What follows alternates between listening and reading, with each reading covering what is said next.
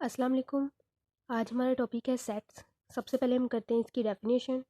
इसकी डेफिनेशन है a well defined collection of distinct objects. यानी कि हमारे पास डिस्टिंक्ट ऑब्जेक्ट्स मतलब जो सेट के अंदर ऑब्जेक्ट्स यूज़ होंगे वो मुख्तलिफ होंगे, डिस्टिंक्ट ऑब्जेक्ट्स। और वेल डिफाइंड मतलब उसके क्लियरली उसे पता चल रहा है, उसे देख के ऑब्जेक्ट्स को देख के पता चल रहा है कि किस चीज़ के ऑब्जेक्ट्स हैं, इसका मतलब क्या है, ये क्या है और क्या नहीं है, उसको क्लियरली पता चल रहा हो। उसी वैसी उस कलेक्शन को हम कहते होते हैं सेट। जिस तरह ये देखिए ए हमारे पास एक सेट दिया है जिसमें A E I O U। अब इसे देख इसमें ये सारे के सारे मुख्तलिफ है। डिस्टिंक्ट बोला था मुख्तलिफ है, A E I O U पांचों के पांचों एक दूसरे से मुख्तलिफ है। आगे आती बात वेल डिफाइन की, तो ये वेल डिफाइंड भी है। मतलब A E I O U हमें पता चल रहा है कि ये वॉवल्स है। हमारे पास इंग्लिश अल्फ़ाबेट्स जो होते हैं उसमें जो वॉवल्स हैं ये हमें वो दिए गए हैं। अब नीचे देखिए बी में क्या है, 1 2 3 4 हमारे पास नंबर्स दे दिए गए हैं। फर्स्ट 4 नंबर्स हम इसे देख के साफ पता चल रहा है कि ये 1 2 3 4 जो ये नेचुरल नंबर है, पहले 4 नेचुरल नंबर है। और इसमें ये है भी डिस्टिक मुख्तलिफ है एक दूसरे से। मतलब ये दो जो हमने सेट लिए हैं, ये जो दो हमने कलेक्शंस ली हैं, ये डिस्टिंग भी है, वेल डिफाइंड भी, इसलिए हम इन कलेक्शंस को सेट कह सकते हैं। इसके आगे दो पॉइंट्स है, the objects in a set are called elements and members. जो ऑब्जेक्ट्स जो हैं हम सेट में यूज़ करते हैं, जिस तरह इसमें A E I O U हमने यूज़ किया है, इनको हम एलिमेंट्स भी कहते हैं और मेंबर्स भी कहते हैं। The set denoted with capital letters A B C या कुछ भी। जो सेट्स होते हैं उसमें हम हमेशा कैपिटल लेटर से डिनोट करते हैं, स्मॉल लेटर से डिनोट नहीं करते। और जो सेट के अंदर अगर हमने कोई लेटर यूज़ करना तो हमेशा स्मॉल करते हैं, कैपिटल नहीं करते। ये चीज़ याद रखनी है। उसके बाद हम अब आगे सेट को किस तरह से किस किस मेथड से लिखा जा सकता है वो मेथड हम डिस्कस करते हैं। सेट को लिखने के जो मेथड है हमारे पास वो 3 है। सबसे पहले पहले जो हमारे पास मेथड है वो डिस्क्रिप्टिव मेथड है। उसमें क्या है, the set may be described in word. इस मेथड में सेट को जो है ना वर्ड्स में डिस्क्राइब किया जाता है। जिस तरह ऊपर हमारे पास सेट दिया गया था वॉवल्स का A E I O U, हम इसने डिस्क्रिप्टिव मेथड में ये करते हैं, उसे सिर्फ डिस्क्राइब कर देते हैं वर्ड्स में। जिसमें A E I O U ये क्या है, हमारे पास वॉवल्स है, तो हमने इसको से ए में लिख दिया set of all vowels of the English alphabets. कि ये जो है हमारे पास सेट में ये इंग्लिश अल्फ़ाबेट्स के वॉवल्स हैं इंग्लिश अल्फ़ाबेट्स के। बी में हमने क्या लिखा है, 1 2 3 4। तो इसे वर्ड में किस तरह डिस्क्राइब करेंगे, मतलब डिस्क्रिप्टिव फॉर्म मेथड में किस तरह लिखेंगे। फर्स्ट 4 नेचुरल नंबर्स, ये पहले 4 नेचुरल नंबर्स दिए ना, तो इसे हम इस तरह से कह सकते हो पहले 4 ये नेचुरल नंबर है। ये मेथड जो लिखने का ये डिस्क्रिप्टिव मेथड है। इन्हीं दो सेट्स को आगे हम डिस्क्रिप्टिव मेथड से ये लिखा है और दूसरे मेथड से भी लिखना बताएंगे। आगे नेक्स्ट मेथड है इसका हमारे पास टैबुलर मेथड। टैबुलर मेथड में क्या होता है, the set may be describe by listing it's elements. इसमें एलिमेंट्स की फॉर्म में लिख दिया जाता है विद इन ब्रैकेट्स, ब्रैकेट के। यानी कि जो उनको पीछे ऊपर क्या था, वॉवल्स थे, the set of all vowels of English alphabet. यहाँ वॉवल्स को हमने लिख दिया है एलिमेंट्स की फॉर्म में A E I O U, और उसको ब्रैकेट्स में इस करली ब्रैकेट में क्लोज कर दिया है। इसके लिए हमने हमेशा करली ब्रैकेट ही यूज़ करनी है, ना हमने राउंड ब्रैकेट यूज़ करनी है, ना हमने स्केप ब्रैकेट यूज़ करनी है। हमने सिर्फ इसके लिए करली ब्रैकेट ही यूज़ करनी है। इसमें देखिए इसमें बी में क्या था, फर्स्ट 4 नेचुरल नंबर। उसे जब हमने टैबुलर में लिखा तो पहले 4 नेचुरल नंबर ही उसे लिख दिए और इसे एक करली ब्रैकेट में बंद कर दिया। तो ये हमारे पास सेट को टैबुलर फॉर्म में मेथड में लिखने की हमारे पास टैबुलर मेथड में लिखने का एक तरीका आ गया। उसके बाद हम करेंगे इन्हीं दो सेट्स को लिखेंगे सेट बिल्डर मेथड में। इसमें क्या आता है, a set may be described by using a symbol और लेटर। इसमें लेटर्स को और सिंबल्स को यूज़ करके लिखा जाता है।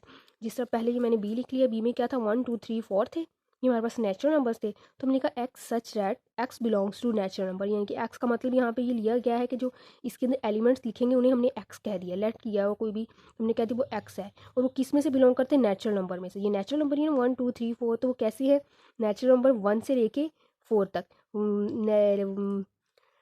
Lies between 1 to 4। और इसमें इक्वल का साइन भी है, इसका मतलब 1 और 4 भी इसमें इन्वॉल्व है। 1 से लेके 4 तक हमारे पास नेचुरल नंबर आ गए। हमने इसे इसमें ये देखिए सिंबल्स यूज़ किए हैं, सिंबल्स यूज़ किए और लेटर्स यूज़ कर लिए हैं। तो हमने इसे लेटर्स यूज़ करके सिंबल्स यूज़ करके इस फॉर्म में लिखा। इसे हम कहेंगे सेट बिल्डर फॉर्म। और उसके बाद हमारे पास क्या था, वॉवल्स वाला था A E I O U। उसे हम सेट बिल्डर फॉर्म में किस तरह लिखेंगे, एक्स सच दैट एक्स। अब जो वॉवल्स हैं ये तो कोई सेट किसी टाइप का नहीं है, इसमें से सिंपल ही हमें यही पता है कि ये इंग्लिश अल्फ़ाबेट्स का है, इसे किसी चीज़ से डिनोट नहीं करवाया जाता, इसलिए हमने इसे में लिख दिया x such that x. X किस इसमें यानी कि एलिमेंट्स वो किस तरह के हैं, is a vowel of the English alphabets. English alphabets के वोवल्स हैं। सिंबल्स का यूज़ कर दिया हमने इसमें, और लेटर्स का भी यूज़ कर दिया और हमने इसको लिख दिया, तो ये सेट बिल्डर फॉर्म बन गई। और उसके बाद ये जो लिखा हुआ ये साइन जो है इसका मतलब होता है बिलोंग्स टू। ये यहाँ पे बताया कि ए बिलोंग्स टू बी, मतलब ये जो साइन है इसका मतलब है बिलोंग्स टू। जिस तरह ए बिलोंग्स टू ए लिखा है, इस बिलोंग का मतलब ये होगा ये जो ए एलिमेंट है, स्मॉल एलिमेंट, ये हमारा कैपिटल ए में बिलोंग करता है। ये देखें स्मॉल ए ये कैपिटल ए में बिलोंग करता है, इसका मतलब होता है belongs to. Does not belongs to का मतलब यानी कि ये है कि ये एलिमेंट इस ए में बिलोंग नहीं करता, डज नॉट बिलोंग्स टू। देखें ये जो ए है, इस स्मॉल ए जो इस ए में नहीं है, तो हम इसे कहेंगे ए डज नॉट बिलोंग्स टू ए। और जो ये वाली नोटेशन होती है ये सबसेट की होती है। ए सबसेट है बी का, मतलब ए के जो सेट है वो सारा का सारा बी में मौजूद है, ए के जो एलिमेंट्स वो सारे के सारे बी के एलिमेंट्स भी है। यहाँ ए देखें ए में क्या 1 2, इसमें 1 2 मौजूद है, इसका मतलब ए जो है वो बी का सबसेट है।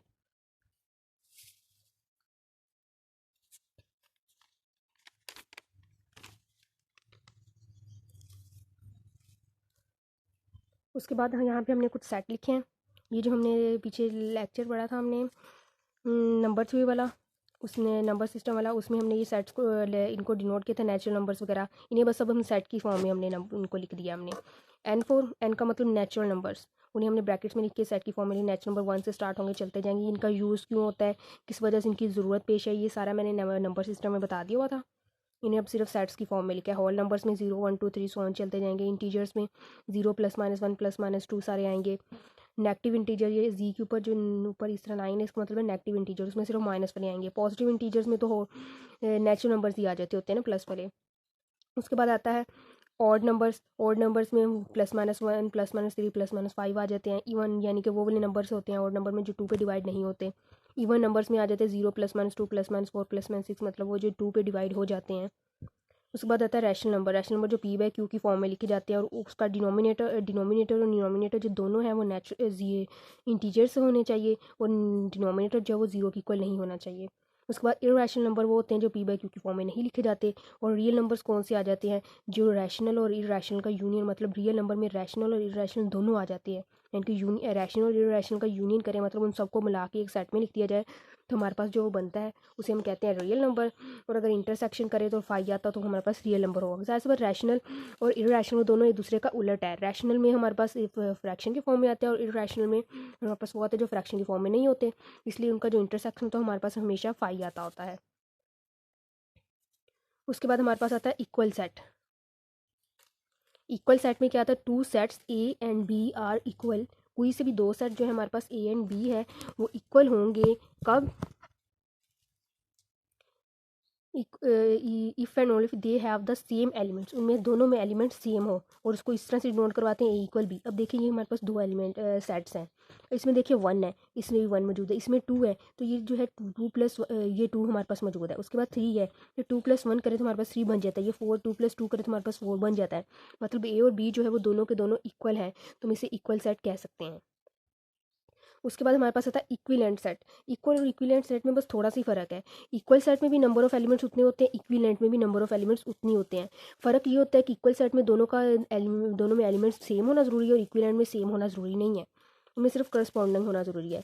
If the element of two sets A and B can be paired in such a way that each element of A is paired with one and only one element of B and vice versa, यानी कि इस set ए जो उसका एक element दूसरा set B के भी एक ही एलिमेंट के साथ पेयर बनाए, मतलब उनमें वन वन करस्पॉन्डेंस हो उन दोनों के दरमियान में, तो हम कहेंगे जो ए और बी है वो दोनों आपस में इक्विलेंट है। किस तरह से वो इक्विलेंट होगी, किस तरह करस्पॉन्डेंस बनाएंगे, ये एग्जाम्पल से बताती हूँ। ए 1 की ए के साथ, 2 की बी के साथ, 3 की सी के साथ, या फिर 1 की बी के साथ करो, 2 की ए के साथ करो, 3 की, मतलब ए के करस्पॉन्ड में एक ही मौजूद हो। जितने ए में एलिमेंट्स उतने ही एलिमेंट्स बी में हो, सेम होने ज़रूरी नहीं है, तो हम इक्विलेंट कहेंगे। और इक्विलेंट के लिए हम ये वाला साइन यूज़ करते होते हैं।